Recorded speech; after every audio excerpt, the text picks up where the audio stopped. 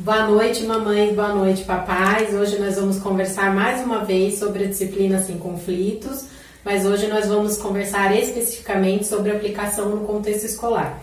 Só um minutinho que a gente já volta.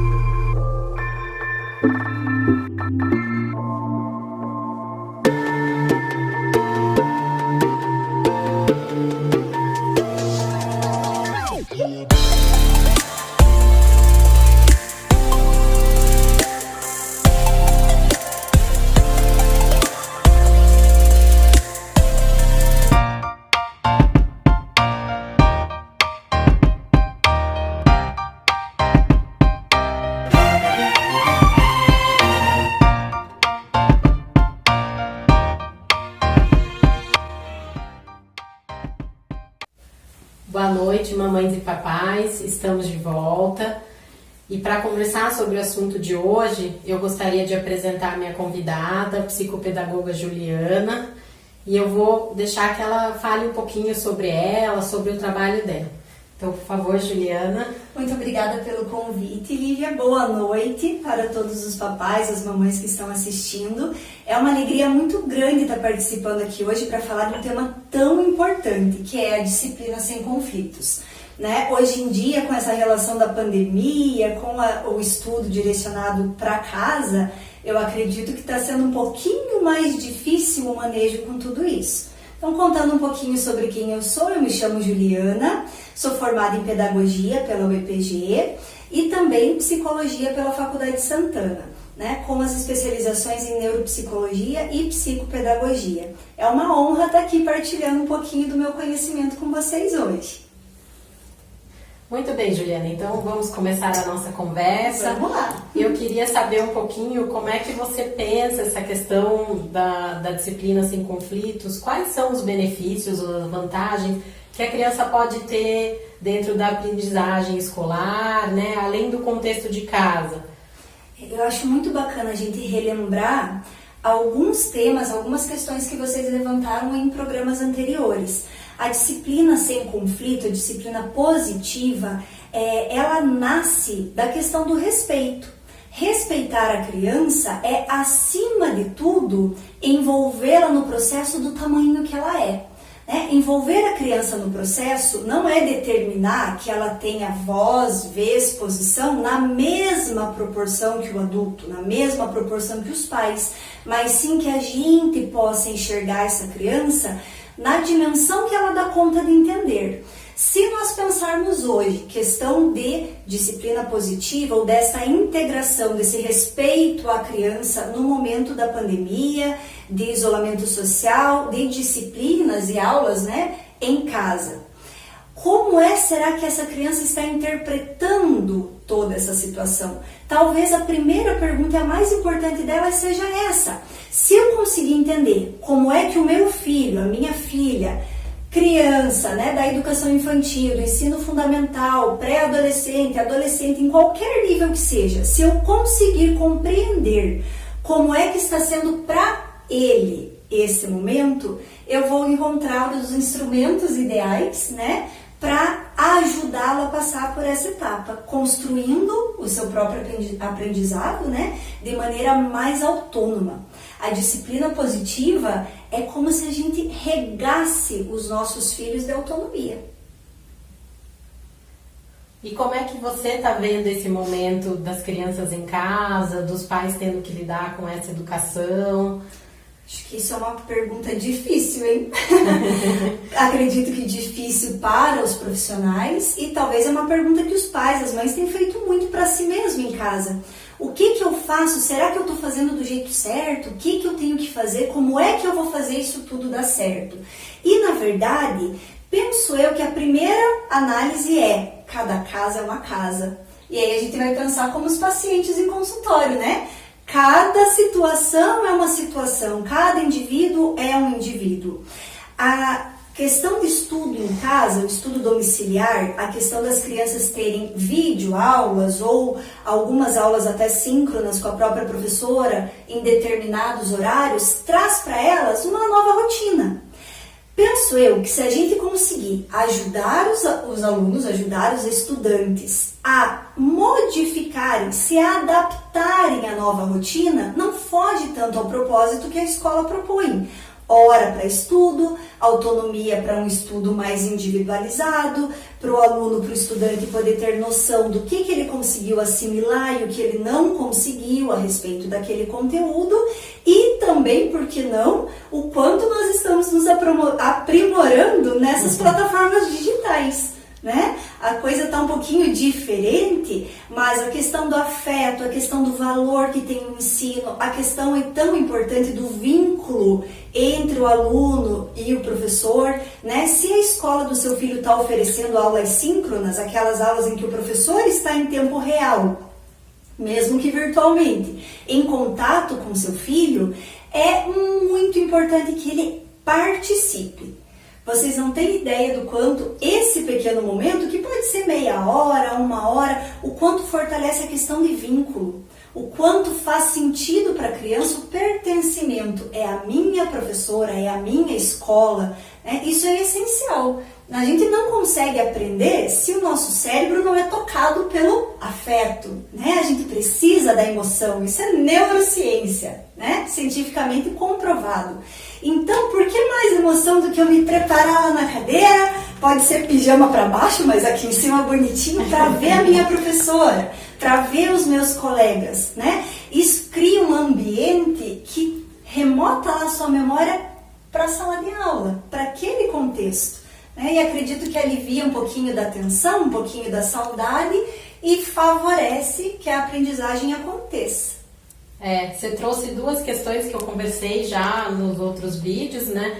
A primeira é a questão da singularidade, então cada família é uma, né? Que eu sempre falo aqui, né? Independente dos problemas, cada família vai ter o seu jeito de lidar. Uma coisa também que você traz é a questão do afeto, eu também toquei nos outros vídeos, a importância disso para a aprendizagem, acho que isso independente do contexto, se é em casa, se é na escola, né? Essa questão do afeto é muito importante e acho que a disciplina sem conflito ela traz um pouco isso, né? Se eu não tiver afeto, eu não ensino, né? Eu não passo essa experiência. Eu até trouxe uma coisa bem interessante que antigamente o sentido da palavra disciplina surgiu bem na época feudal, se eu não me engano, e na verdade ele significa aprendizagem. Termos educacionais. Ele significa aprendizagem, né? Porque tem pai e mãe que às vezes acham que disciplina é pôr de castigo, deixar a criança, né? Não é bem por aí. Sem alguma coisa, e não é bem por aí, né? Você realmente ensinar por que ela precisa fazer aquela atividade ou aquele, né, manter aquele compromisso. E penso talvez que essa questão da gente entender contexto de disciplina não vai do macro para o micro, né? Mas da simplicidade do termo. Se a gente pensar que o fato de nós acordarmos num horário X porque temos um compromisso, de que escovar os dentes é importante para a nossa saúde, e pensar que tudo isso cria uma rotina, veja, uma rotina básica, uma rotina do dia a dia. Isso já é disciplina. A gente precisa ter a disciplina, a responsabilidade para acordar no horário certo, para cumprir as atividades, para se alimentar bem, né? Se alimentar bem é disciplina. Fazer uma atividade física tem que ter disciplina. Caprichar mais no meu trabalho, na minha tarefa, preciso ter disciplina para isso. Então a disciplina está com a gente desde que o humano se torna humano. Em todas as relações e nas pequenas situações cotidianas, a disciplina já está ali. O que vem de diferente, talvez, nesse termo positivo, e eu achei bacana também que você falou num dos programas, sobre a confusão que dá às vezes na cabeça dos pais, de disciplina positiva confundir com permissividade. É positivo porque eu não posso brigar, eu não posso me opor, eu não posso contrariar a criança. E não tem nada a ver, né? Ao contrário, eu vou contrariar muitas vezes, mas junto com essa questão da contradição, eu vou explicar o motivo. Eu vou trazer a criança à luz daquele conhecimento. Para quê? Para que tenha significado. Pessoal, vamos pensar lá. Se eu digo para vocês, usem máscara, vocês iam sair de máscara na rua? Provavelmente não. Quando a gente entende um contexto que cria significado para nós, muda todo o contexto que está em volta, né? Então, a gente precisa usar máscara sim. Por quê? Para se proteger, para proteger o outro, para que a gente possa passar mais rápido, né? Ou pelo menos propagar menos o vírus da Covid. Opa, fez todo sentido. Você não precisa mais brigar com ninguém para usar máscara. A gente usa máscara pela consciência. Por que com a criança ia ser diferente? Ensinem para elas. Falem os porquês. Lembrando, do tamanho que elas são capazes de entender. Né? A gente não vai falar para uma criancinha de 2 anos, você precisa comer feijão porque contém ferro. E ferro é necessário. Mas você pode dizer, o feijão tem um montão de vitamina, deixa a gente forte, olha que legal, mostra alguma coisa. Fala alguma coisa que funcionou até com as minhas filhas. Eu sempre dizia para elas que feijão e arroz é a dupla dinâmica da comida, que a gente precisa comer, que não pode faltar. E eu achei algumas reportagens simples, desenho, da internet mesmo, Dr. Google lá, que falava a melhor combinação brasileira, feijão e arroz. Mostrei umas 2, 3, falei, viram só? E elas acharam aquilo o máximo, porque elas aprenderam. Elas iam para casa de vô e de vó e contavam, vó, você sabia que a gente precisa comer porque o feijão e o arroz são uma dupla muito importante? Quer dizer, com aquele sentido todo, a gente traz para o comportamento. Se a gente olha só para o comportamento, tem que comer, come direito, come esse feijão e arroz, come feijão, come feijão, come feijão, chega a irritar, desgasta tanto a relação dos pais com a criança, quanto da criança com a própria comida, né? O fato de se alimentar bem, por exemplo, já que eu usei esse exemplo aí do feijão e do arroz, ele está relacionado a uma questão de prazer. A gente precisa se alimentar, é uma coisa boa, é uma coisa saudável e é algo necessário para o nosso corpo, né? Então, para que ter briga? Vocês já pensaram? Quando a gente pensa, né, disciplina sem conflito, gente, é o sonho de todo pai, de toda mãe. E não é tão difícil quanto parece. Só pense que você pode falar e ensinar as coisas para o seu filho da mesma maneira que você gostaria que ensinassem e que falassem e que explicassem para vocês. Uma coisa que eu acho importante também, falando um pouco do que você trouxe, é que às vezes quando fala disciplina positiva ou disciplina sem conflitos, os pais acham que eles não podem ser empáticos, que eles não podem ter um sentimento, que eu acho que é o que você traz, né? Quando você dá o exemplo da sua filha com arroz e feijão, isso. Você traz essa questão de tentar mostrar a importância dessa alimentação. Né? E às vezes eles acham que se você mostrar isso, se você mostrar que você compreende a criança, você está concordando com a criança no comportamento dela, quando na verdade é o contrário, né? Ela vai se sentir compreendida, vai gostar da historinha e vai passar a comer, né? Vai passar a valorizar aquilo, né? Eu sei que a conversa está muito boa, mas a gente vai para um intervalinho, só alguns minutinhos a gente já está de volta.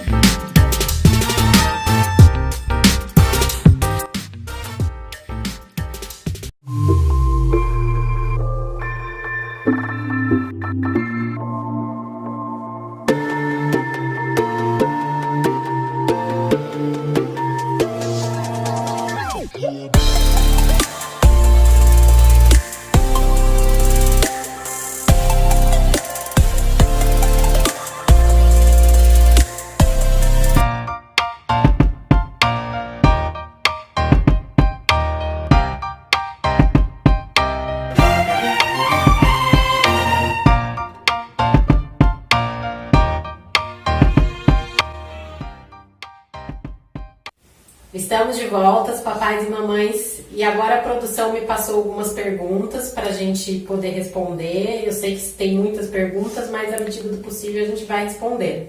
A primeira delas é uma mãe, a Janete, ela tem a Ana Lívia, de 7 ou 8 anos, E ela tá com um problema que a Ana Lívia não consegue se concentrar nas aulas. Ela começa a assistir as aulas por computador, aí de repente ela tá olhando a decoração do quarto, a mosca que tá voando, né? E ela perde toda a concentração. Então, como é que você pensa um pouco nessa situação? A gente lida com tudo isso, né? Então, boa noite, Janete. Eu vou dizer pra você, bem-vindo ao clube, né? Que mãe, que pai, que família não tá passando, pelo menos em alguns momentos, por episódios em que a criança não consegue manter a atenção, manter a concentração numa aula, né? Principalmente porque a questão virtual deixa uma certa frieza, algo diferente do contexto de sala de aula, que a professora está ali pertinho, às vezes o aluno se dispersa, tem o toque, né? A professora passa, coloca a mão no ombro, vamos lá, Joãozinho, vamos lá, como é o nome da criança? Ana Lívia. Ana Lívia, né? Vamos lá, Ana Lívia, volta aqui com a professora. O computador não permite, por mais que a professora tente ali, que ela chame a atenção dos alunos, ter esse contato mais próximo. A casa é um ambiente, todos nós provavelmente sentimos isso, que é muito nosso, que é muito próprio. É o lugar em que a gente pode ficar de pijama, é o lugar que a gente pode andar de chinelo, é o lugar que a gente pode ficar à vontade. Desvirtuar esse local, dizer assim, viu, agora não é mais, agora aqui nesta mesinha é sério. É muito confuso, isso é confuso para nós, né? Pensem lá para as crianças de 7 a 8 anos. Então, a primeira coisa que a gente pensa, quem é essa criança? Como é o meu filho, a minha filha? Poxa, ele já era um pouquinho desatento na escola. Ele já era uma criança mais agitada, já tinha um pouco mais de dificuldade. Poxa, então eu tenho que partir desse princípio para saber o que eu posso fazer para ajudar. Vamos pensar assim, usando o exemplo da Ana Lívia. Digamos que a Ana Lívia gosta da professora, gosta da aula, tem interesse, mas lá na família dela, é um exemplo, tá, Janete? Eu não sei se é bem isso que acontece. Lá na casa dela, eles ainda não conseguiram disciplinar o estudo remoto. Ainda não foi criada uma rotina, ainda não foi criado um horário direitinho, ainda não foi criado um ambiente realmente adequado para isso. Puxa, todos esses pontos vão dificultar ainda mais a concentração da Ana Lívia. Tá? O que eu quero dizer com isso? Que a gente tem que seguir direitinho lá a escola, 1h, 1h10 eu ligo o computador e a criança terá a aula e vai ter que fazer a aula naquela hora. Gente, cada família é uma família. Todos nós, adultos, estamos passando por situações difíceis também de readaptação com funções no trabalho. Todo mundo tem que trabalhar. Puxa, então se não dá certo aquele horário, eu vou providenciar outro.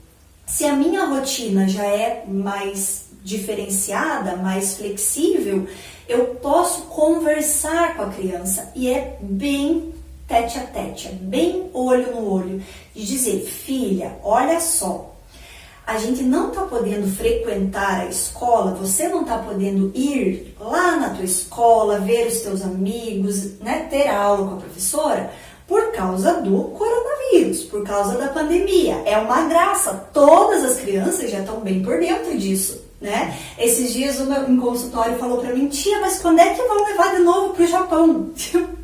Japão, China, entende? Então, claro, na dimensão deles, mas olha no perfil. Tia, mas não vão levar de volta para o Japão? É algo difícil de compreender, mas eles estão por dentro. Então, repassa a situação. Retoma a questão de cuidado, que é para isso que a gente não vai, que esse coronavírus é bem safadinho, ele gosta de pegar carona na gente, né? Então a gente não fica saindo aí para não dar carona para ele, e por isso tem que estudar em casa. Mas o que é o estudar em casa? É igualzinho da escola. As mesmas coisas que eu preciso esforçar, trabalhar minha cabecinha para aprender lá na escola, eu vou ter que tentar fazer na minha casa. Lá eu tenho a professora em alguns momentos. E aí quem vai ser o meu parceiro, a minha parceira? Alguém da minha família. Ou é a mamãe, ou é o papai, ou é o irmão mais velho. Às vezes algumas crianças que têm um babá e a babá, né? Alguém para me auxiliar. mas a professora bem pertinho não tem. Então, olha que importante, criançada. Mais ainda que vocês é que tem que dar conta disso. Primeiro de tudo, divide a responsabilidade. Traz para a criança a responsabilidade porque é significado. Fez significado, passamos para a parte 2. Disciplinar tudo isso, né? Se um dia eu tenho horário livre à 1 da tarde, no outro eu tenho às 8 da noite, versa para a criança isso. Olha só, hoje o nosso horário é esse e esse. Não precisa a gente fazer aquela tabela linda. Não sei se você gosta, Lívia. Eu gosto de fazer umas tabelas lá nos consultórios. A gente sempre inventa umas cartolinas. Não só gosto, como também indico. Como faz, então. Não precisa necessariamente a gente fazer o cronograma lá, a cartolina do mês. Porque a gente não está sabendo mesmo o que vai ser amanhã. Mas organiza com a criança a semana. Aqueles 3 primeiros dias, olha. Então, domingo a gente vai lá e preenche lá o nosso cartaz. Ou falando mesmo. Tem crianças que já conseguem interpretar bem só no diálogo, né? Então, olha, segunda vai ser assim, terça vai ser assim, quarta vai ser assim. Tá bom? A criança já acalma um pouquinho, porque às vezes aquela coisa de não parar quieto, de não conseguir se concentrar, é parcialmente uma falta de concentração e parcialmente ansiedade. Pelo incerto. Eu nem sei se eu tô dando conta disso, tia do céu, e se eu não tô aprendendo? Quem é que tá ali para me dizer que eu tô fazendo certinho ou que eu não tô? Então também mistura sentimento.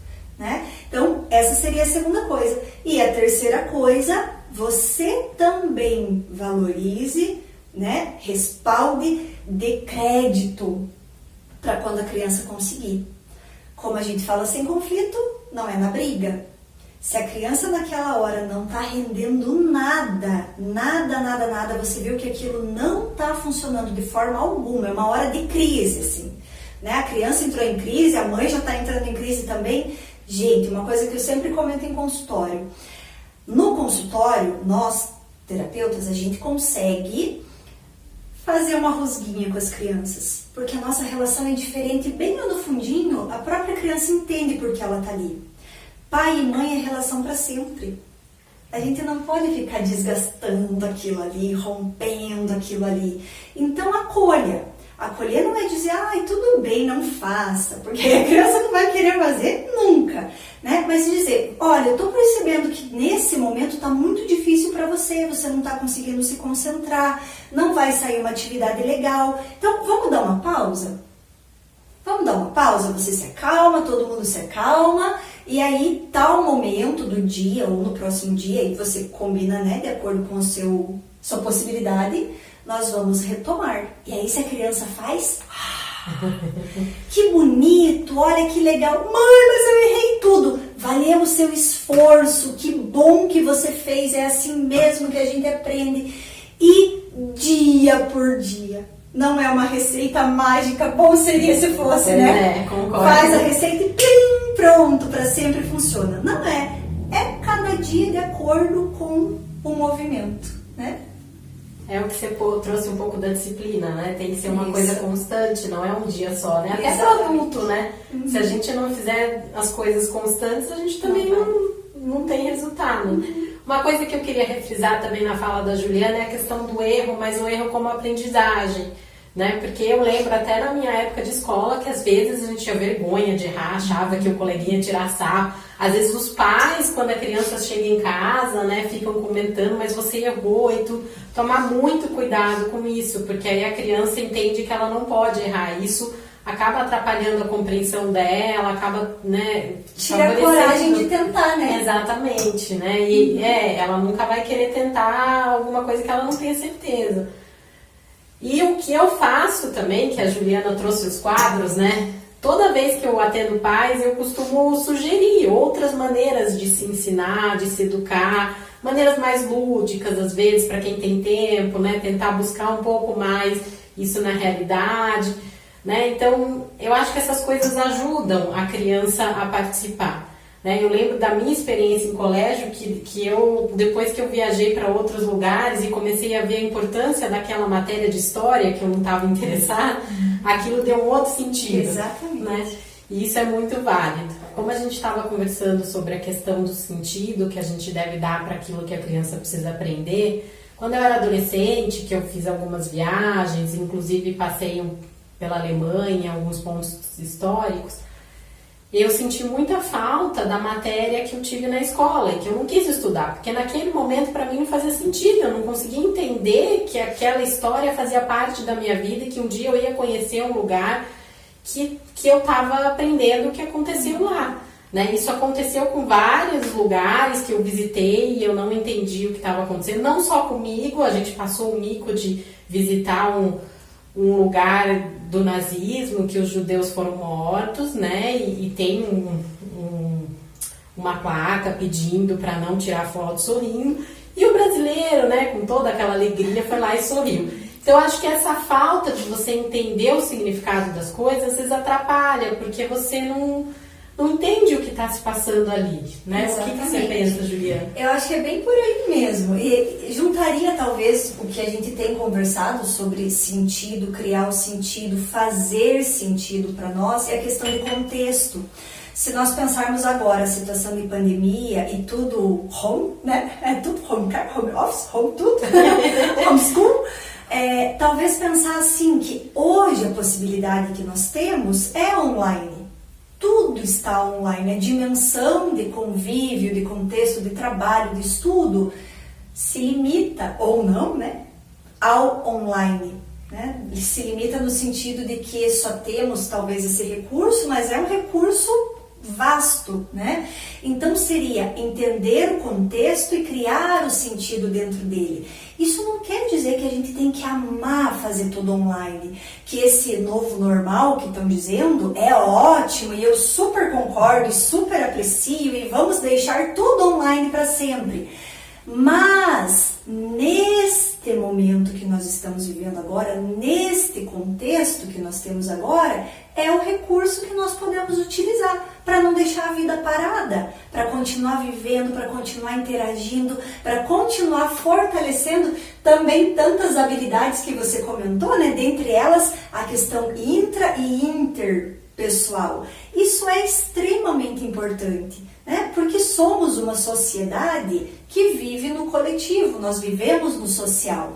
Então, penso assim, a questão de sentido, a questão de contexto, e é precisar juntar a mãozinha lá com mais uma palavra, adaptação. E adaptação é para cada momento. Então, se vocês conseguirem se adaptar com os filhos de vocês, se adaptar à rotina daquele dia, do próximo dia, da próxima semana, olhando para cada pessoa da sua família, compreendendo qual é o momento que cada uma está vivendo e com o que cada uma está precisando se adaptar, a harmonia, a disciplina, sem conflitos, com mais leveza, com toda certeza será possível. Então eu sei que a conversa está muito interessante, mas infelizmente hoje a gente precisa encerrar. Eu quero agradecer a presença da Juliana, contribuiu muito, foi muito legal a nossa conversa e gostaria que você falasse para eles o seu contato, como que eles fazem para entrar em contato com você.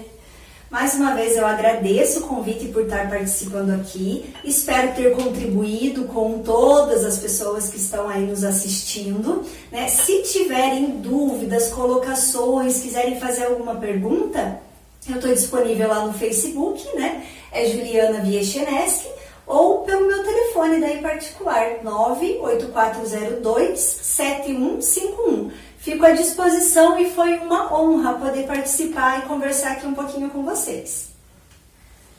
Então, como a Juliana já disse, a gente está disponível para receber as dúvidas, eu também na página do Facebook, no Instagram.